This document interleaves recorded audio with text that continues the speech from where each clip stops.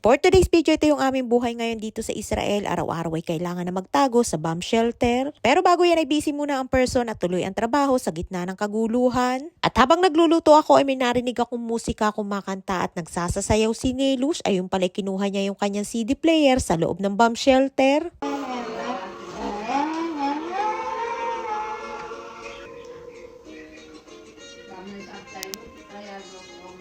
Ay nga tuwang-tuwa si Nelush dahil nakuha na niya sa loob ng bomb shelter yung kanyang CD player na ilang araw na niyang hindi nagagamit. Simula kasi na magkaroon ng kaguluhan dito sa Israel ay inilipat ko na si Lola sa loob ng bomb shelter kaya hindi na siya makapanood ng balita dahil ang kanyang TV ay nasa kanyang kwarto. At dahil gusto ni Lola na makinig ng balita ay inilipat ko muna yung radyo ni Nili at dinala ko sa loob ng bomb shelter. At dahil music is life si Nelush ay hindi na nga nakatiis kaya kinuha na niya.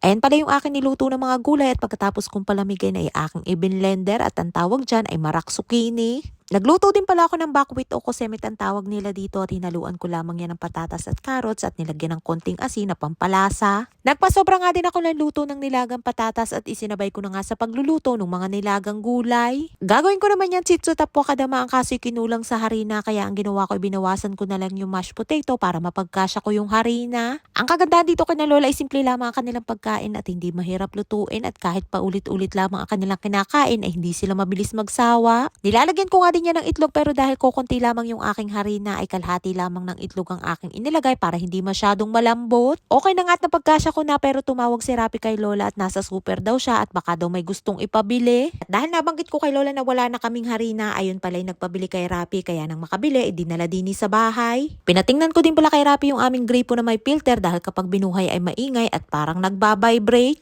At pati yung aming lababoy nagewang na din at naalis na sa pagkakadikit ng epoxy na inilagay ni Rapi. Ilang taon na din ang nakakalipas. At pati nga yung pintuan ng cabinet ay nasira na din. Luma na nga ang mga gamit dito sa bahay at yung iba nga ay sira na pero ayaw pang ipatapon at palitan ni Lola. Gusto ni Rapi na iparenovate yung kusina at palitan yung kabuuan ng lababo, kaso'y ayaw ni Lola kaya ang ending ay didikitan na lamang ulit ng epoxy. At yung gripo naman ay hindi maaayos at kailangan daw itawag sa nagkabit ng filter. At nga dahil nakabili na si Rapi ng harina, isinama ko na yung binawas ko na mashed potato at lulutuin ko ng lahat. At pati nga yung itinira ko na binating itlog ay inihalo ko na din at sakto na yan. Nilagyan ko nga lamang din yan ng konting asin na pampalasa at ayan at ready na at pwede nang lutuin. Napakadali nga lamang gawin yan at sa pagluluto naman ay piniprito lamang.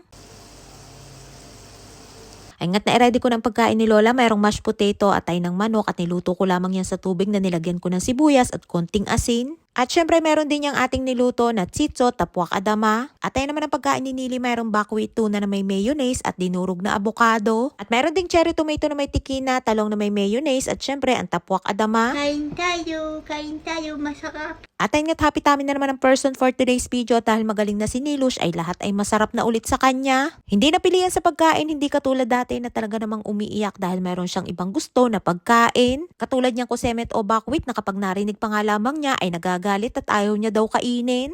Ayun nga't gabi na naman at kasarapan ng tulog ni Nelush nang biglang mag-alert kaya bitbit ko na naman ang kanyang upuan sa bomb shelter. Isang linggo na nga nakakalipas pero wala pa din silang tigil, mapaumaga man, tanghali, hapon, gabi at madaling araw ay naglilipara ng mga missiles. Tawag-tawag ko nga si Nili at papasok na kami sa bomb shelter, abay uunahin pa sana ang pagkain. Pudislep nga ang aking mga alaga kaya pagkatapos ko silang asikasuhin sa gabi at oras na ng pagtulog ay iniiwanan ko sila ng pagkain para pag nagising sila ay meron silang kakainin. Ay nga nasa loob na kami ng bomb shelter at inaantok pa nga si Nelush at kahit nga saradong-sarado na ang buong bomb shelter ay dinig pa din ang mga pagsabog sa labas.